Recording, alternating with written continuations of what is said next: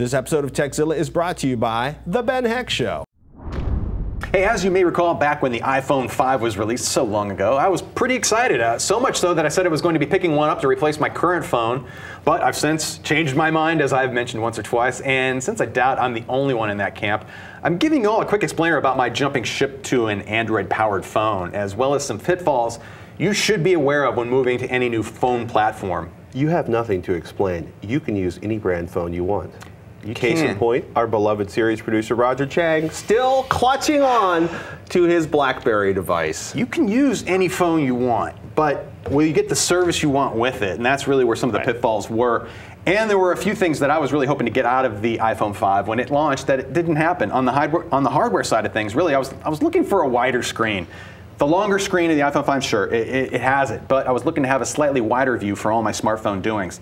Also, pentile subpixels be damned. I dig Samsung's 4.8-inch Super AMOLED 720p touchscreen.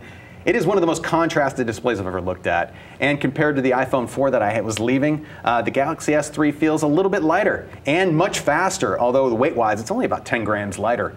But one of my main concerns was the ability to simultaneously handle data and voice on the same network with the iPhone. And it turns out the only network that's currently allowing data and voice simultaneously over a 4G network is with AT&T.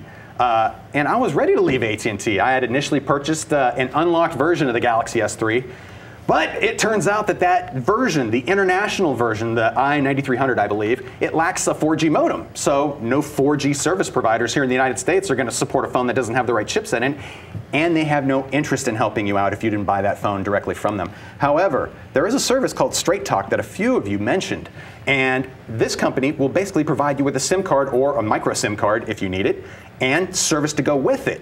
However, I looked at their coverage map, and they have this Straight Talk non-Android and Straight Talk Android. And I really don't get the difference between these. Is this basically 3G data coverage versus just traditional voice coverage, or what? So I basically want to know, is anybody in the audience actually using something like Straight Talk and bringing their own phone to that service? And if you are doing that, let us know how it went. You can hit us up at tekzilla@revision3.com, or on Twitter, or our Facebook page, or even hit up the show page, and that would be great.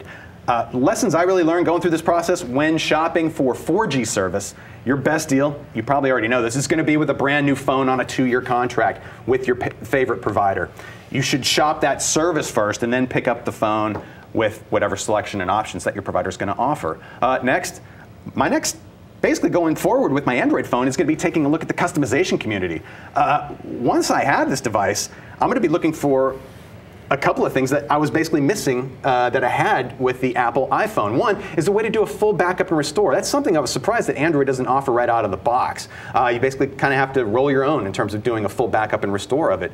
And this will then basically open up the world of rooting the phone and incorporating different custom ROMs for it as well. I don't want to break the phone. I want to be able to mod it without manipulating it. And I think I'm getting a delivery to my front door as we speak.